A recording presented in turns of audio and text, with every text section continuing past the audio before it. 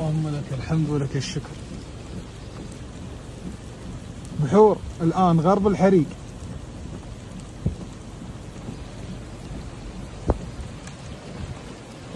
كل اللي تشوفونه هذا مياه ما شاء الله على هالحزوم.